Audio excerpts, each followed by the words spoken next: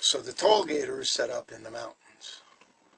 And as the caravan would come by, they'd come out, like Robin Hood in England later on. They would come out, stop the caravan, and say, you have two choices. Our preferred choice is that we take 15% off of each camel. And that becomes our take for allowing you to pass through our gate in these mountains.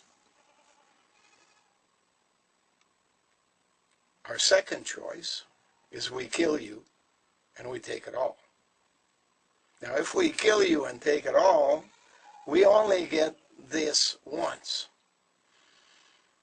But if you just add it as a cost of doing business, you can take it to wherever you're going, add that to your cost of doing business, collect it from whoever you're going to sell this stuff to, and still make your full profit, and even make a profit on what we've added here. And that became the deal for a long period of time, thousands of years. Until it was figured out by the Mediterranean sailors that you could sail around the Horn of Africa, go to Madagascar, make some arrangements, go to the island Reunion and other islands, go on to Sri Lanka and India, get pilots who would take you to Japan and have the Japanese go and negotiate with you the things you wanted to buy over there and bring it back along the way, and the fees you would pay would be less than half of what you used to pay to go through the pass. And that worked for a while, a couple of 100 years, until somebody figured out that they're not making the same kind of money as they should be making going through the pass, the Khyber Pass. And what they should be doing is finding out where this stuff is being sold, what the prices are, and what that relates to. And when the information was brought back, the toll gators came to the conclusion that, hey, we're missing out on a whole bunch of stuff here. We would be better off taking the money we have, going around the world, dumping off people in different places, marooning them,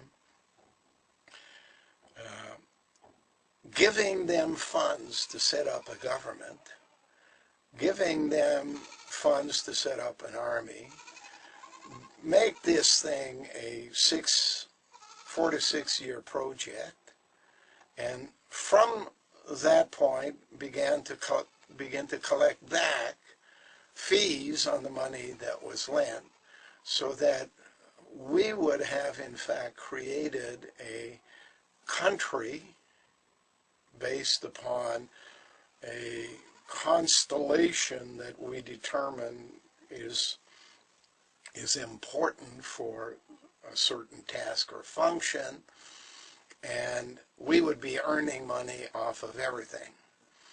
Yeah, but their assistants who came out and said, you know, when you started losing business, you told us to get in boats and sail the seas between Africa and here, and then on the other side into the area of America, and you found out from us that you could get higher fees because we're the pi rate.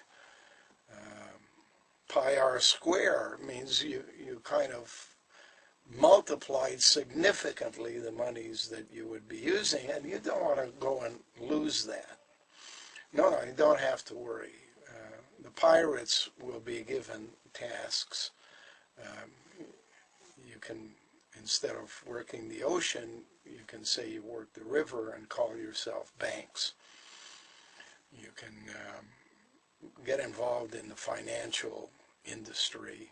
You can get involved in the energy industry, the transportation industry, and charge fees on everything you do, so that we'll be taking the taxes, the tolls from the top, and you'll be taking the fees from the bottom, and we'll maximize all of our production until the day comes when it's time to repossess that whole area, grab everything we can, bring it back significantly, make some hopscotch moves so they don't see the activity directly of bringing all of the value back to the caves in Tibet.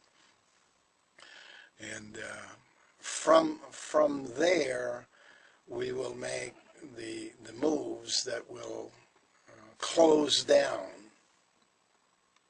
the surface of the planet in stages and let it lie dormant. We'll have a few friends. Ami is a good word, means friends. They're connected friends, so we'll call them Amish. And they won't need the technology that the Christians, the Muslims, the Judeans, the Buddhists, the Hindus needed. They'll be able to let the earth lie fallow and just keep it plowed until we're ready to return. But in the meantime, we have to have this shutdown process that will take place, and we'll talk about that in the next session. So I suggest everybody goes and has something to eat. Don't eat too much because you'll be tired, and you'll have to watch this next part tomorrow instead of today. I know it's long, but it's not 60,000 years long. We should be able to complete this project in another hour or hour and a half when you return. So, see